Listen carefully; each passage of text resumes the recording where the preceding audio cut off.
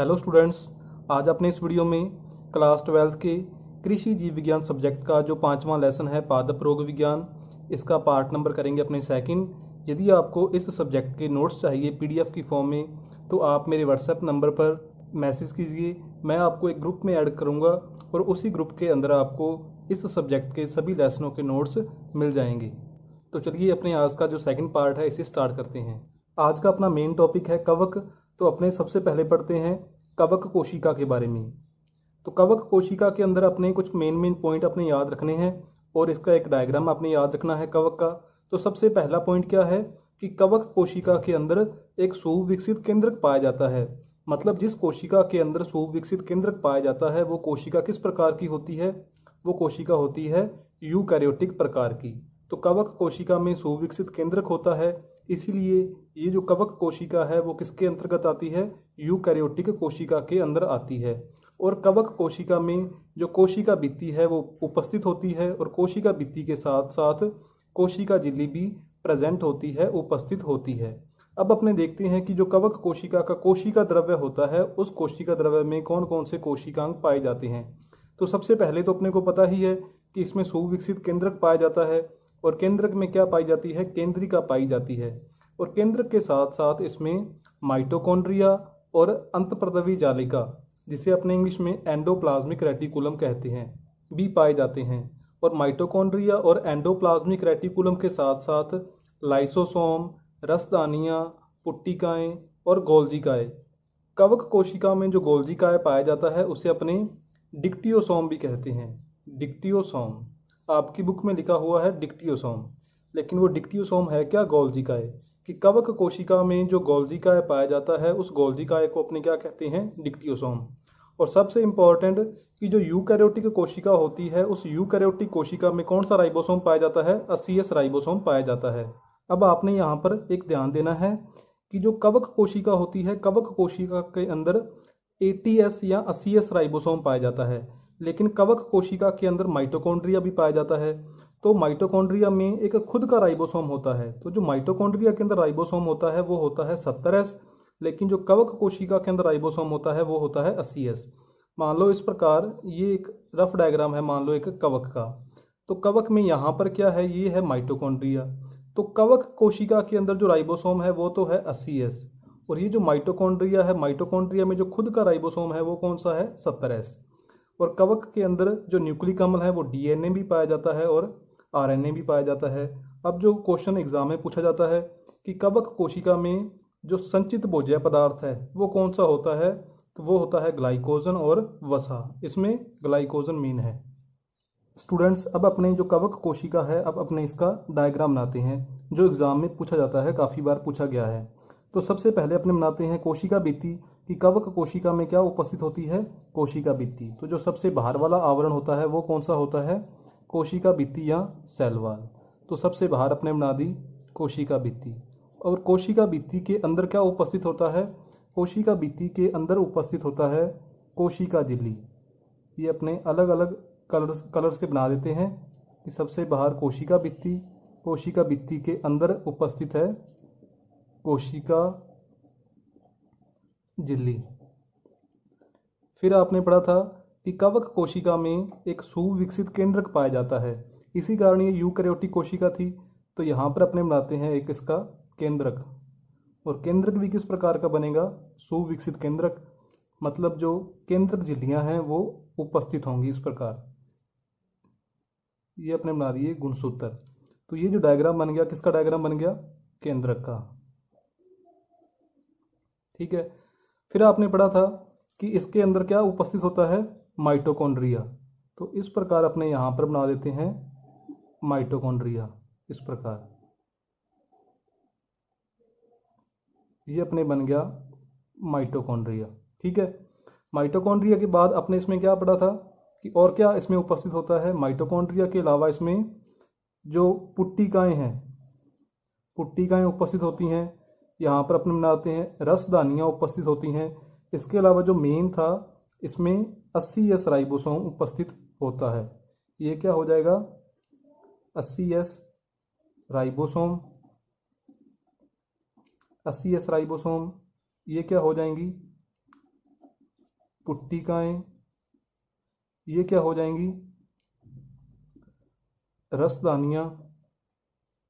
इसके अलावा इसमें क्या उपस्थित था, एक इसमें उपस्थित था अंतःपर्दवी जालिका। इस प्रकार अपने यहाँ पर बना देते हैं अंतःपर्दवी जालिका, अपने एक ही बना देते हैं यहाँ पर इस प्रकार, शॉर्ट में लिख देते हैं इसे अपने एंडोप्लाज्मिक रेटिकुलम या अंतःपर्दवी जालिका। इसके अलावा इसमें क्या प्रेजेंट था, एक इसके अलावा इसमें प्रेजेंट होते हैं लाइसोसोम। तो इस प्रकार अपने यहाँ पर बना दिया एक लाइसोसोम, ये हो गया लाइसोसोम, लाइसोसोम, ठीक है। और लास्ट में अपना रह गया डिक्टियोसोम, जिसे अपने गोल्जी काय भी कहते हैं। तो इस प्रकार यहाँ पर अपने एक छोटी सी स्ट्रक्चर बना देते हैं गोल्जी काय की, इस प्रकार। तो यहाँ पर अपने बना दिया डिक्टियोसोम मतलब गोल्जी काय। तो ये एक कवक कोशिका का डायग्राम बन गया। आपने याद रखना है कि इस कवक कोशिका के अंदर जो हरित लवक है या क्लोरोप्लास्ट है वो क्या होता है, एब्सेंट होता है। बाकी वो सभी कोशिका पाए जाते हैं जो एक पादप कोशिका में पाए जाते हैं। कि सबसे बाहर क्या होगा, कोशिका भित्ति, कोशिका भित्ति के अंदर क्या होगा, कोशिका झिल्ली, फिर इसमें क्या आएगा, एक सुविकसित केंद्रक आएगा, और फिर अपने इसमें आ जाएगा माइटोकॉन्ड्रिया। माइटोकॉन्ड्रिया के बाद अंतःपर्दवी जालिका या एंडोप्लाज्मिक रेटिकुलम, और इसके साथ ही इसमें राइबोसोम कौन सा उपस्थित होता है, 80S राइबोसोम होता है। और कवक कोशिका में जो गोल्जी काय होता है उसे अपने कहते हैं डिक्टियोसोम।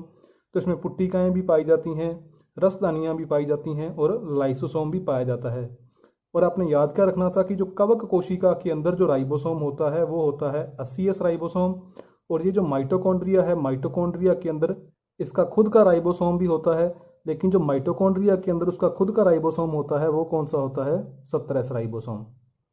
तो ये जो कवक का डायग्राम है ये एग्जाम में पूछा जाता है बार बार। नेक्स्ट अपना टॉपिक है कवकों में पोषण की विधियां। तो सबसे पहला पॉइंट अपने पहले भी पढ़ा था कि कवक क्या होते हैं, परपोषी होते हैं, मतलब अपना भोजन खुद नहीं बना पाते।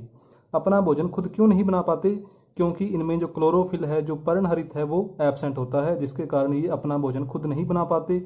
और ये किस प्रकार के होते हैं, परपोषी होते हैं। कुछ कवकों के अंदर चूषकांग पाए जाते हैं, जिसे अपने इंग्लिश में हुस्टोरिया भी कहते हैं। इन्हीं चूषकांगों की सहायता से ये कवक दूसरे जीव से अपना भोजन अवशोषित करते हैं। फिर अपने कवकों को पोषण के आधार पर 3 भागों में विभाजित करते हैं कि सबसे पहले तो है परजीवी, सेकंड आता है मृतजीवी, और लास्ट में आते हैं सहजीवी। जो परजीवी हैं वो भी आगे 3 भागों में विभाजित हैं, अविकल्पी परजीवी, विकल्पी मृतजीवी और विकल्पी परजीवी। और जो सहजीवी हैं वो भी 2 भागों में विभाजित हैं, लाइकेन और माइकोराइजा। तो सबसे पहले अपने पढ़ते हैं परजीवी के बारे में। तो परजीवी क्या होते हैं, इसकी डेफिनेशन अपने पहले पार्ट में पढ़ चुके हैं। परजीवी क्या होते हैं कि ऐसे जीव या ऐसे कवक जो अपना भोजन खुद नहीं बनाते और भोजन के लिए दूसरे जीवों पर निर्भर रहते हैं। तो परजीवी 3 प्रकार के हैं। तो सबसे पहला परजीवी का प्रकार है अविकल्पी परजीवी। अविकल्पी परजीवी कौन से होते हैं कि जो परजीवी अपना संपूर्ण जीवन काल दूसरे जीवित जीवों पर ही व्यतीत करते हैं। मतलब ऐसे परजीवी जो दूसरे जीवित जीवों से ही अपना भोजन लेते हैं, मृत जीवों से अपना भोजन प्राप्त नहीं करते। कि जो परजीवी अपना संपूर्ण जीवन काल दूसरे जीवित जीवों पर ही व्यतीत करते हैं, उन्हें कृत्रिम माध्यम में नहीं उगाया जा सकता। मतलब उन्हें लैब के अंदर कृत्रिम माध्यम में अपने नहीं उगा सकते। इसके उदाहरण हैं एल्ब्यूगो, एरिसाइफी और पक्सिनिया। कि इस प्रकार के जो कवक हैं ये सिर्फ जीवित जीवों से ही अपना भोजन प्राप्त करते हैं, मृत जीवों से अपना भोजन प्राप्त नहीं कर सकते, और ना ही इसे अपने लैब के अंदर किसी कृत्रिम माध्यम में अपने उगा सकते हैं। सिर्फ और सिर्फ जीवित जीवों पर ही ये रहते हैं। दूसरा इसका प्रकार है विकल्पी मृतजीवी। कि वास्तव में ये जो है कवक, वास्तव में ये कवक परजीवी होते हैं। मतलब वास्तव में ये क्या होते हैं, जीवित जीवों पर रहते हैं, लेकिन आवश्यकता पड़ने पर मृतजीवी की भांति भी रह सकते हैं। मतलब सड़े गले पदार्थों से भी अपना भोजन प्राप्त कर सकते हैं। परजीवी क्या थे, अविकल्पी परजीवी क्या थे कि जो सिर्फ जीवित जीवों से ही भोजन प्राप्त करते हैं, सड़े गले जीवों से या मृत पदार्थों से अपना भोजन प्राप्त नहीं कर सकते। लेकिन जो विकल्पी मृतजीवी होते हैं, वास्तव में ये क्या होते हैं, परजीवी ही होते हैं। मतलब जीवित जीवों से ही भोजन प्राप्त करते हैं, लेकिन आवश्यकता पड़ने पर जो मृत पदार्थ होते हैं उनसे भी अपना भोजन प्राप्त कर सकते हैं। मतलब आवश्यकता पड़ने पर मृतजीवी की भांति भी रह सकते हैं। इसका उदाहरण है अस्टिलैगो। ये क्या है, एक कवक है। परजीवी का लास्ट प्रकार है विकल्पी परजीवी, कि ये कवक वास्तव में मृतजीवी होते हैं, मतलब सिर्फ और सिर्फ सड़े गले पदार्थों से ही भोजन प्राप्त करते हैं वास्तव में, परंतु आवश्यकता पड़ने पर परजीवी के रूप में भी रह सकते हैं, मतलब जीवित जीवों से भी भोजन प्राप्त कर सकते हैं। कि वास्तव में क्या होते हैं, मृतजीवी होते हैं, मतलब सड़े गले पदार्थों से ही अपना भोजन प्राप्त करते हैं, लेकिन आवश्यकता पड़ने पर जीवित जीवों से भी भोजन प्राप्त कर सकते हैं, मतलब परजीवी के रूप में भी रह सकते हैं। तो इसके अंदर कौन कौन से कवक आएंगे, फ्यूजेरियम और सर्कोस्पोरा। फिर अपने पढ़ते हैं मृतजीवी क्या होते हैं। मृतजीवी के अंदर कौन से कवक आएंगे, ऐसे कवक जो सिर्फ और सिर्फ मृत पदार्थों से, सड़े गले पदार्थों से, मृत जीवों से ही भोजन प्राप्त करते हैं। वो परजीवी की भांति नहीं रह सकते, मतलब वो जीवित जीवों के ऊपर नहीं रहते, जीवित जीवों से अपना भोजन प्राप्त नहीं करते, वो सिर्फ मृत जीवों पर ही रहते हैं और उनसे ही अपना भोजन प्राप्त करते हैं। इसका उदाहरण है म्यूकर और एगेरिकस। और तीसरे प्रकार के कवक हैं सहजीवी। ये सबसे इंपॉर्टेंट है सहजीवी, कि वो कवक जो अन्य जीवों के साथ मिलकर जीवन व्यतीत करते हैं। कि मान लो ये एक जीव है, इस जीव के साथ क्या लगा हुआ है, यहाँ पर ये लगा हुआ है कवक, ठीक है। कि वो कवक जो अन्य जीवों के साथ मिलकर जीवन व्यतीत करते हैं तथा एक दूसरे को लाभ पहुंचाते हैं, मतलब कवक अपना भोजन खुद तो बना नहीं पाते, तो कवक क्या करेंगे, इससे भोजन लेंगे, लेकिन बदले में क्या करेंगे, इसको भी कोई ना कोई सहायता प्रदान करेंगे, ठीक है। कि इस जीव से कवक को क्या मिलेगा, भोजन मिलेगा, लेकिन भोजन के बदले कवक इस जीव को किसी ना किसी प्रकार की सहायता प्रदान करेगा, मतलब वो पूरे जीवन मिलजुल कर रहते हैं। कि वो कवक जो अन्य जीवों के साथ मिलकर जीवन व्यतीत करते हैं तथा एक दूसरे को लाभ पहुंचाते हैं। तो इस प्रकार का जो प्रक्रिया है, मतलब जिसमें दो जीव एक दूसरे को लाभ पहुंचाते हैं, इस प्रकार की क्रिया को अपने कहते हैं सहजीवन। तथा भाग लेने वाले जीव क्या कहलाते हैं, सहजीवी कहलाते हैं। मतलब यहाँ पर एक तो जीव है और दूसरा है कवक, इन दोनों जीवों को अपने क्या बोलेंगे, सहजीवी कहेंगे। उदाहरण है इसके लाइकेन और माइकोराइजा। तो अब अपने लाइकेन और माइकोराइजा के बारे में पढ़ते हैं। तो पहले अपने पढ़ते हैं लाइकेन के बारे में। ये दोनों ही, मतलब जो दोनों प्रकार के सहजीवी हैं, लाइकेन और माइकोराइजा, मोस्ट इंपॉर्टेंट हैं, एग्जाम में बहुत पूछे जाते हैं। कि लाइकेन के अंदर कौन कौन से दो जीव होते हैं, एक तो कवक तो होगा ही, क्योंकि अपने कवकों के बारे में पढ़ रहे हैं, एक तो कवक और दूसरे कौन से, शैवाल। मतलब यहाँ पर ये क्या है, शैवाल, और शैवाल के साथ क्या लगा हुआ है, कवक। मतलब दो जीव कौन से होंगे, एक तो कवक होगा और दूसरा होगा शैवाल। यहाँ कवक के साथ क्या हो सकता है, साइनोबैक्टीरिया। जो साइनोबैक्टीरिया है इसमें भी लगभग जो लक्षण पाए जाते हैं वो शैवालों के ही पाए जाते हैं। मतलब जब कवक और शैवाल एक दूसरे के साथ मिलकर अपना जीवन व्यतीत करते हैं, एक दूसरे को लाभ पहुंचाते हैं अपने पूरे जीवन में, तो उस प्रकार का जो सहजीवन होता है उसे अपने क्या कहते हैं, लाइकेन कहते हैं। मतलब जो शैवाल हैं वो प्रकाश संश्लेषण कर सकते हैं, अपना भोजन खुद बना सकते हैं। तो ये जो कवक हैं ये अपना भोजन किससे प्राप्त करेंगे, ये अपना भोजन प्राप्त करेंगे शैवालों से, ठीक है।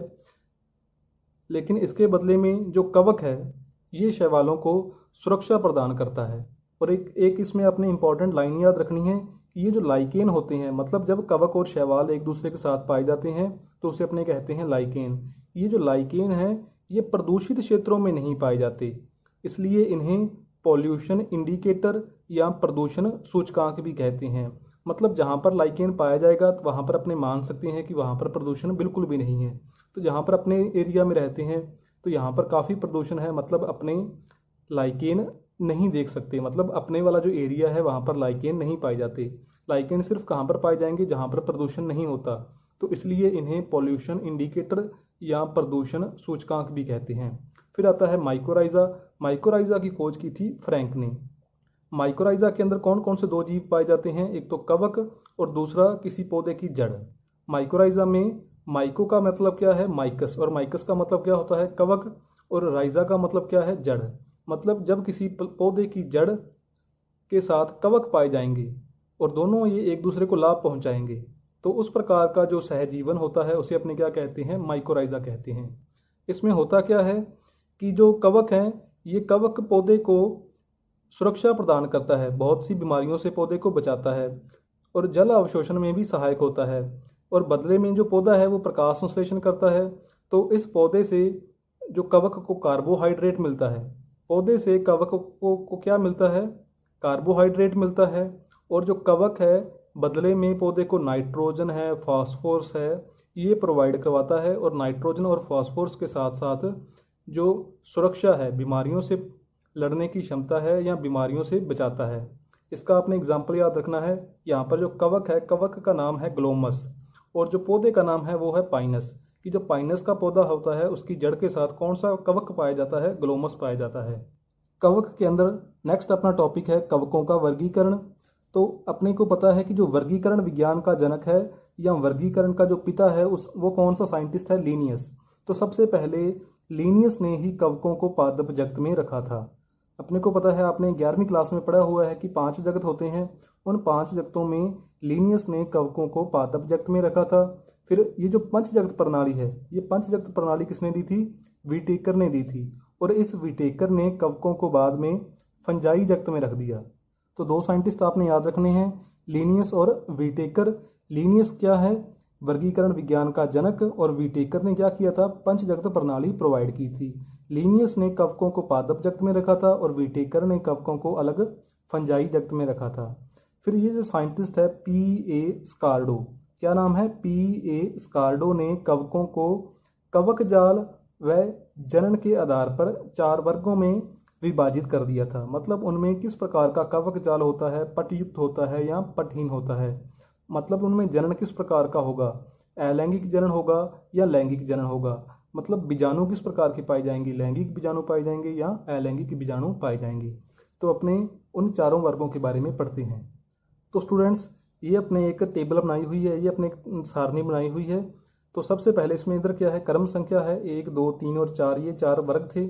फिर ये वर्गों के नाम हैं। फिर इसमें एक कवक जाल है कि किस प्रकार के वर्ग में किस प्रकार का कवक जाल होता है। और कवक जाल के बाद में आते हैं लैंगिक बीजाणु, कि कौन से कवक में या कौन से वर्ग के कवक में लैंगिक जनन होता है और उसमें कौन से बीजाणु बनते हैं और किसमें अलैंगिक जनन होता है। और आगे उनके एग्जाम्पल लिखे हुए हैं। तो सबसे पहले अपने पढ़ते हैं कि क्रम संख्या फर्स्ट, मतलब पहला वर्ग कौन सा है? फाइकोमाइसिटीज। क्या नाम है? फाइकोमाइसिटीज। जो फाइकोमाइसिटीज के अंदर कवक आते हैं, उनका जो कवक जाल होता है वो पटहीन होता है और शाखित होता है। मतलब इस प्रकार होगा, इस प्रकार शाखित होगा लेकिन पटहीन होगा। मतलब उसमें बीच में इस प्रकार की कोई संरचनाएं नहीं पाई जाएंगी। यदि इस प्रकार होता तो ये तो क्या है? अशाखित है, अशाखित और पटहीन है। लेकिन ये क्या है? शाखित है और पटहीन है। और उसमें नेक्स्ट आता है लैंगिक बीजाणु, कि कौन से होते हैं? निषिद्ध कांड या जाइगो बीजाणु। तो ये आपने याद रखना है कि जो फाइकोमाइसिटीज के अंदर कवक आते हैं उसमें कौन से बीजाणु पाए जाते हैं? जाइगो बीजाणु या निषिद्ध कांड। उदाहरण इसका क्या है? एल्ब्यूगो। नेक्स्ट आता है, दूसरी क्लास आती है, दूसरा वर्ग आता है एस्कोमाइसिटीज। एस्कोमाइसिटीज वर्ग के अंदर जो कवक आते हैं उनका कवक जाल क्या होता है? पटयुक्त होता है और शाखित होता है। मतलब ये क्या था? पटहीन था और शाखित था। तो शाखित तो इसी प्रकार होगा, लेकिन पटयुक्त कैसे होगा? इस प्रकार बीच में वो उसमें पट बने होंगे इस प्रकार। जैसे ये क्या था? पटहीन था और अशाखित था। तो यदि इसे अपने बनाएं पटयुक्त तो इस प्रकार। अब ये क्या बन गया? पटयुक्त और अशाखित।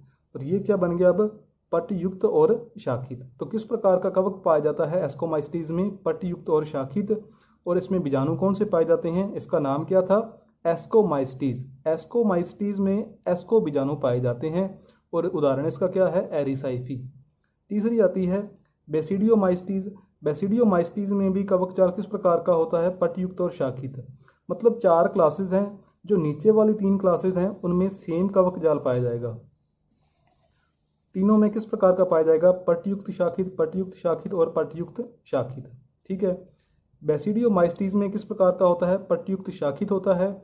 बेसिडियोमाइसिटीज में बीजाणु कौन से होते हैं? बेसिडियो बीजाणु होते हैं। एस्कोमाइसिटीज में कौन से थे? एस्को बीजाणु। बेसिडियोमाइसिटीज में कौन से होंगे? बेसिडियो बीजाणु। इसका एग्जाम्पल क्या है? पक्सीनिया। फिर आते हैं ड्यूटेरोमाइसिटीज, लास्ट वर्ग है। इसमें भी किस प्रकार का कवक जाल होगा? पटयुक्त और शाखित। लेकिन इसमें जो लैंगिक बीजाणु हैं वो एब्सेंट होते हैं, लैंगिक बीजाणुओं का अभाव पाया जाता है। इसमें कौन से बीजाणु होते हैं? अलैंगिक बीजाणु होते हैं और उनका नाम क्या होता है? कोनिडिया। और इसका उदाहरण क्या है? सर्कोस्पोरा। तो ये टेबल आपने अच्छी तरह से याद करनी है। अभी तक ये एग्ज़ाम के अंदर नहीं पूछी गई, लेकिन इस बार पूरे चांस हैं कि ये 4 नंबर के अंदर या इसके आसपास एग्ज़ाम में पूछी जा सकती है। वर्गीकरण के अंदर ही एक पॉइंट है कि जो आधुनिक वर्गीकरण है वो तो था प्राचीन वर्गीकरण। आधुनिक वर्गीकरण में जितने भी जीवित जीव होते हैं उनको 16S rRNA, यहाँ पर rRNA का क्या मतलब है, राइबोसोमल RNA, 16S rRNA व 18S rRNA के आधार पर सभी जीवित जीवों को 3 डोमेन में विभाजित किया गया है। और कौन कौन से वो डोमेन हैं, आर्किया, यूकेरिया और बैक्टीरिया। इनमें से जो कवकों को यूकेरिया के अंदर रखा गया है, मतलब 16S rRNA और 18S rRNA के आधार पर सभी जीवित जीवों को 3 डोमेन में विभाजित कर दिया। और कवक किसके अंदर आते हैं, कवक आते हैं यूकेरिया के अंदर। लास्ट में एक और साइंटिस्ट आता है किर्क, कि किर्क व सहयोगियों ने एक वर्गीकरण प्रस्तुत किया कवक का। और वो जो वर्गीकरण है वो एक बुक के अंदर है, और उस बुक का नाम आपने याद रखना है, Ainsworth and Bisby's dictionary of fungi. कि किर्क और सहयोगियों ने जो कवक का वर्गीकरण दिया था वो वर्गीकरण Ainsworth and Bisby's dictionary of fungi book में उपस्थित है।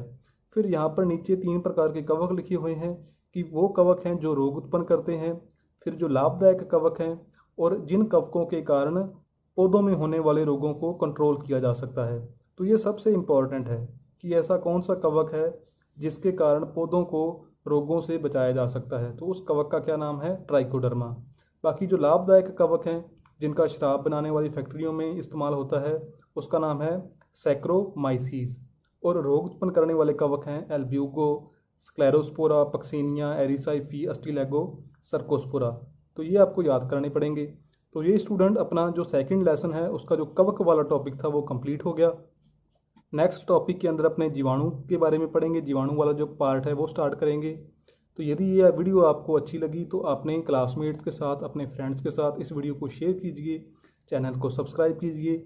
यदि आपको कोई भी डाउट है तो आप मेरे को कमेंट करके पूछ सकते हो, या मैंने जो अपना व्हाट्सएप नंबर दिया है उस पर भी मैसेज करके पूछ सकते हो। Thank you.